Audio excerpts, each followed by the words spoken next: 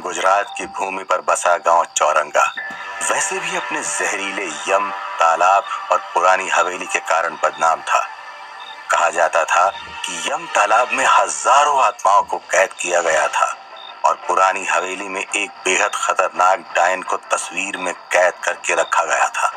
ऐसी भयानक धरती के पर्वत पर रहकर सांगाणी खानदान की धरोहर 63 साल के बूढ़े और मंत्र भैरवी विद्या के जानकार अच्युत चारण के बेटे केशव के घर आज बेटे का जन्म हुआ।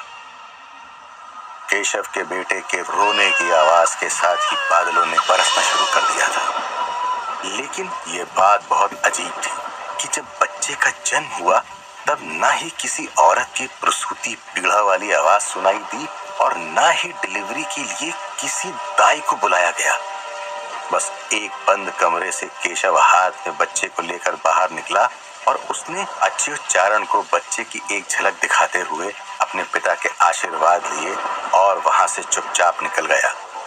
इतनी तेज बारिश में केशव ने अपने बच्चे को इस तरह कसकर अपने सीने से लगा रखा था कि कोई ये बात मान ही नहीं सकता था कि कुछ देर बाद यही केशव हमेशा हमेशा के लिए अपने बच्चे को खुद से अलग करने वाला है।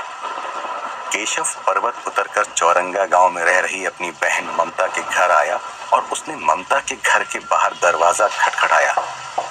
ममता करीब 24 साल की थी और 5 साल पहले ही उसकी शादी हुई थी और शादी के बाद घर लौटते समय रास्ते में पता नहीं वो इंसान थे या शापित जीव, उन्होंने ममता की नजरों के सामने ही उसके पति को घेर कर अपना शिकार बना दिया।